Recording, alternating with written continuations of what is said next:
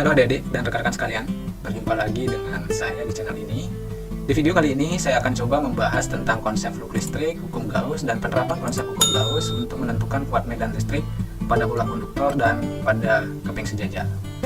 Oke adik-adik dan rekan-rekan semuanya, langsung aja kita simak video ini. Selamat mengikuti dan selamat belajar, semoga sukses. Sebagaimana sudah dibahas pada video sebelumnya, bahwa di sekitar muatan listrik timbul medan listrik. Medan listrik ini digambarkan sebagai garis-garis medan yang keluar dari kutub positif dan masuk menuju kutub negatif. Jika dalam medan digambarkan sebuah bidang yang luasnya A, maka akan tampak bahwa terdapat sejumlah garis medan yang menembus permukaan bidang tersebut. Banyaknya garis-garis medan listrik yang menembus tegak lurus permukaan bidang itu disebut dengan fluk listrik. Nah, perhatikan ilustrasi berikut. Misalkan pada sebuah bidang yang memiliki luas A. Nah, bidang memiliki luas permukaan yang arahnya tegak lurus permukaan bidang yang sering disebut dengan normal bidang. Jika kita perhatikan, garis-garis medan listrik yang menembus tegak lurus permukaan bidang, maka arah medan listrik itu adalah searah dengan normal bidang. Dengan demikian, fluk listrik juga dapat dikatakan banyaknya garis-garis medan listrik yang menembus permukaan bidang dengan arah yang sejajar dengan arah permukaan bidang atau yang sejajar dengan garis normal. Yang mana secara matematik dinyatakan dengan Phi sama dengan E kali A. Phi itu adalah fluk listrik yang satuannya Weber atau disingkat dengan WB. E itu adalah kuat medan listrik, satuannya Newton per Coulomb. Sedangkan A itu adalah luas permukaan, satuannya meter persegi. Nah, bila garis-garis medan listrik tidak menembus bidang secara tegak lurus, melainkan membentuk sudut tertentu antara garis medan dengan normal bidang, maka kita bisa cari permukaan bidang yang ditembus secara tegak lurus, ya. Jadi yang digambarkan seperti ini. Kita cari bayangannya yang memiliki arah tegak lurus, ya, terhadap medan, ya. Maka kita akan dapatkan nilai A yang ditembus tegak lurus ini itu tidak lain adalah A cos theta. Jadi sudutnya ini theta, sudutnya ini theta. Maka nilai A yang ditembus tegak lurus ini oleh E itu adalah nilainya sama dengan A kali cos theta. Nah, ini bisa menggunakan teorema Pythagoras. Nah, sehingga fluk listrik dapat dituliskan Phi sama dengan E kali A yang tegak lurus. Ya, yang tegak lurus bidang atau yang arahnya sejajar dengan arah normal bidang, yaitu adalah E kali A cos theta. Dengan demikian, fluk listrik secara umum dapat dinyatakan dengan Phi sama dengan E kali A kali cos theta. Dengan Phi adalah fluk listrik, satuannya Weber, E itu adalah kuat medan listrik, satuannya Newton per Coulomb, A itu luas permukaan, satuannya meter persegi, dan theta itu adalah sudut antara kuat medan E dengan normal bidang A. Nah, misalkan sebagai contoh, ya, kuat medan listrik sebesar 150 Newton per Coulomb ditembakkan pada permukaan persegi berukuran 20 x 15 cm. Tentukanlah besarnya fluk listrik bila A. Medan listrik sejajar dengan permukaan bidang. B. Medan listrik tegak lurus permukaan bidang. Nah, kita coba lihat. Jika medan listrik sejajar dengan permukaan bidang, artinya, ya, sudut antara E, ya, dengan normal bidang itu adalah 90 derajat. Dan luas dari permukaan bidang itu adalah A sama dengan 20 cm kali 15 cm. Kita jadikan meter. 0,2 kali 0,15 hasilnya adalah 0,03 meter persegi. Ya, dengan demikian Phi sama dengan E kali A cos theta. Ya, 150 kali 0,03 kali cos tetanya 90. Ya, dimana cos 90 adalah 0, maka ini nilainya adalah sama dengan 0. Nah, jadi besarnya fluk listrik jika medan listrik sejajar dengan permukaan bidang adalah 0.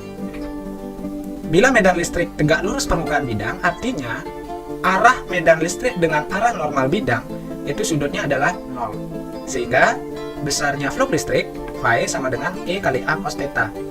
Tinggal kita masukkan E nya 150, A nya 0,03 kali cos 0. Cos 0 itu adalah nilainya 1. Sehingga nilainya adalah Phi sama dengan 4,5 Newton meter kuadrat per Coulomb.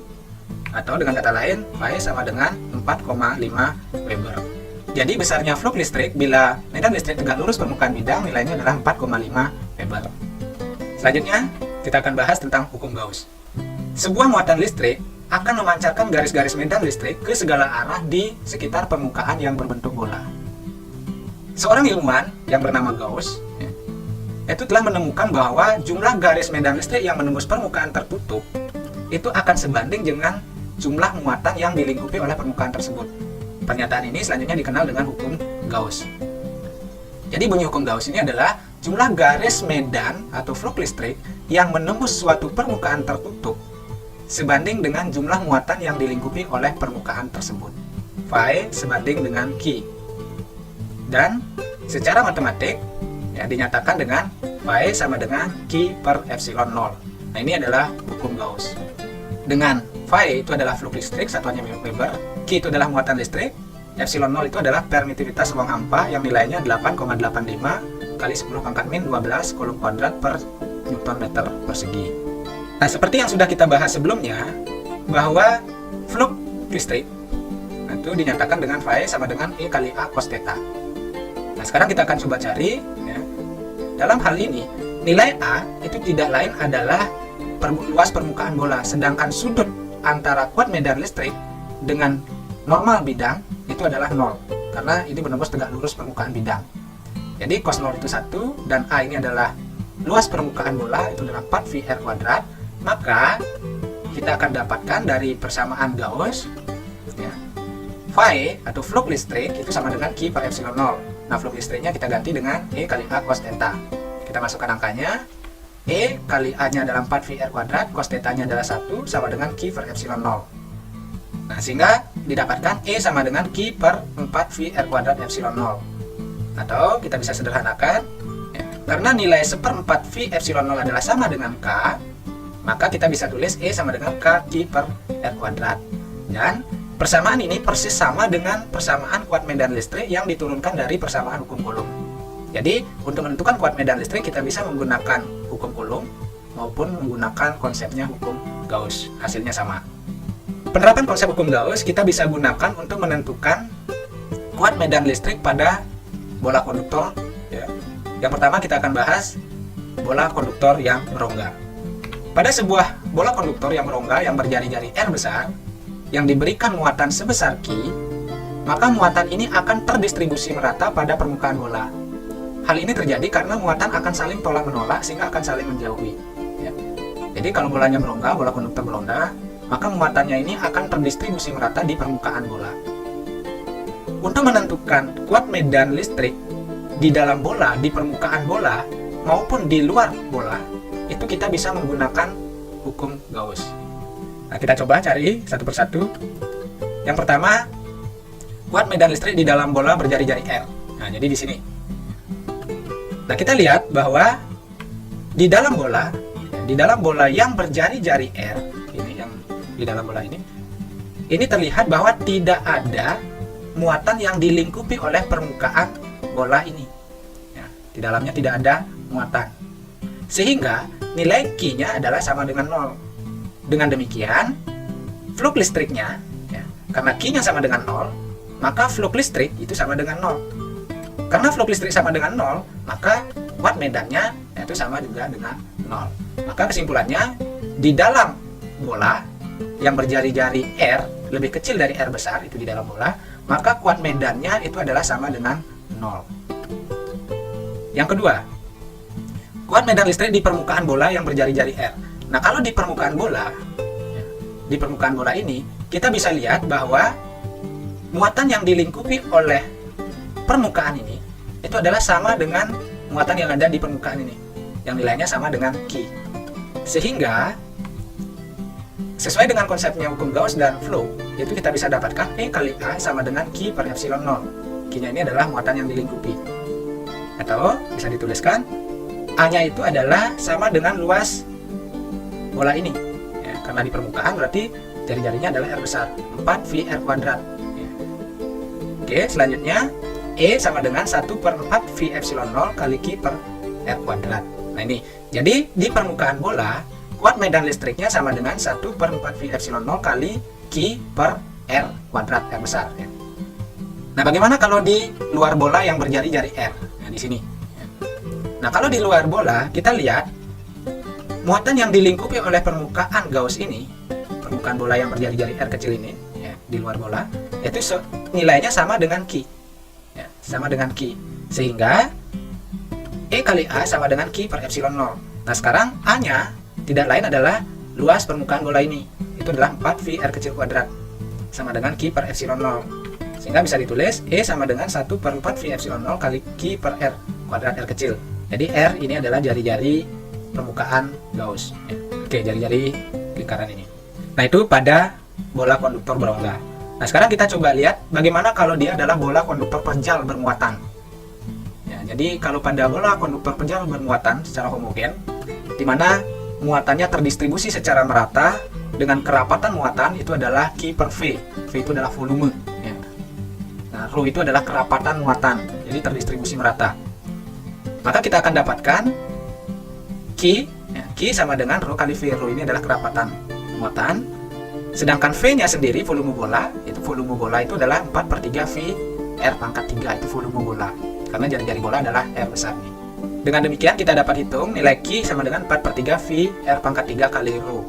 Atau ρ sama dengan 3Q per 4 V R pangkat 3. Nah ini besaran-besaran yang didapatkan. Nah sekarang untuk menentukan kuat medan listrik di dalam bola, di permukaan bola dan di luar permukaan bola, kita bisa cari dengan menggunakan hukum Gauss. Nah sekarang kita akan tentukan kuat medan listrik di dalam bola yang berjari-jari R. Dan misalkan kita cari di sini ya. Kuat medan listrik di dalam bola yang berjari-jari R kecil. Nah, kita bisa cari kuat medan listrik di dalam bola yang berjari-jari R. Kita bisa lihat di dalam bola yang berjari-jari R, muatan yang dilingkupinya itu adalah sebesar Q sama dengan ρ kali volume bola ini. Ya. Kita sebut dengan V aksen. Ya, V aksen ini adalah volume bola dengan permukaan Gauss yang berjari-jari R kecil. Ya, yang mana volumenya ini adalah 4 per 3 V R pangkat 3 R kecil ya. Sehingga E kali A sama dengan Q per epsilon 0. Nah, kita bisa tuliskan A-nya itu adalah luas permukaan Gauss, yaitu dalam 4VR kuadrat R kecil ya. R kecil kuadrat sama dengan Q per epsilon 0. Sehingga bisa dituliskan E sama dengan 1 per 4V epsilon 0 kali Q kecil per R kuadrat. Nah, kalau kita gunakan nilai Q kecil sama dengan ρ kali V Gauss ini, ya, maka kita bisa ganti ρ kali, nah Q-nya kita ganti ρ kali volumenya 4 per 3 VR R kecil pangkat 3. Maka akan didapatkan E sama dengan ρ kali R per 3 epsilon 0. Nah inilah kuat medan listrik di dalam bola yang memiliki muatan dengan kerapatan ρ.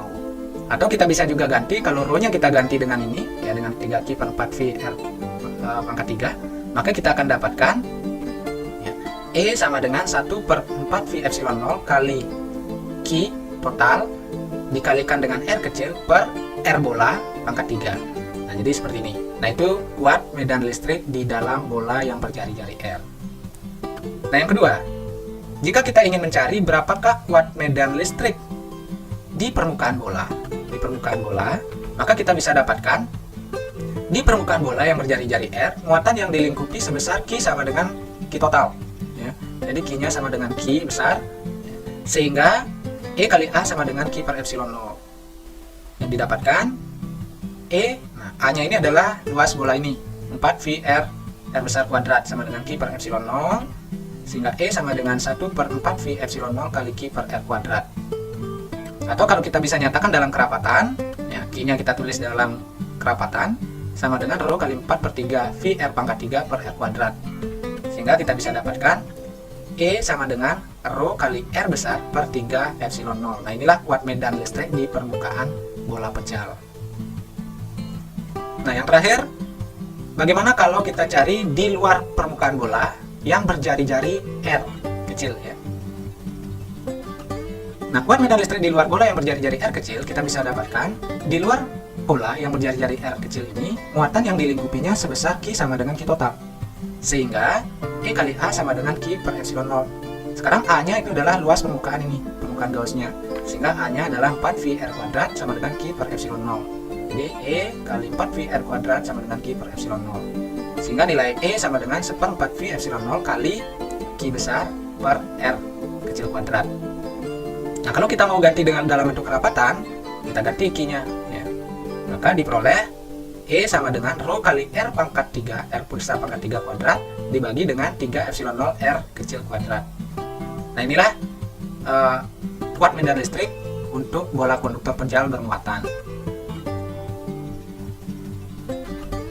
Nah sekarang kita akan bahas Bagaimana dengan kuat medan listrik pada keping sejajar?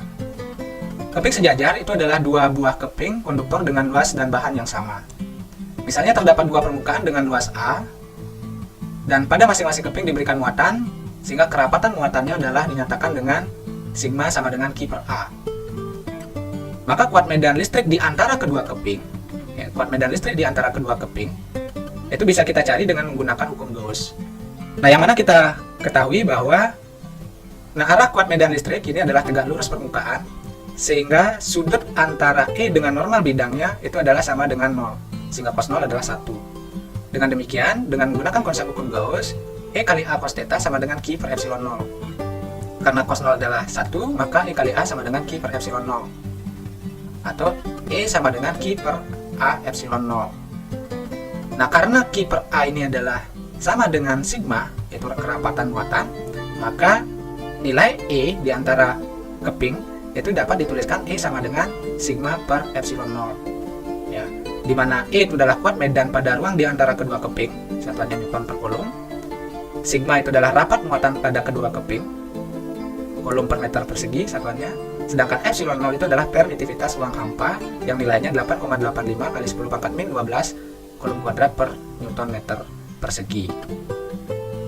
Nah, demikian cara untuk menentukan kuat medan listrik dengan menggunakan konsep hukum Gauss maupun konsep flux listrik. Ini ada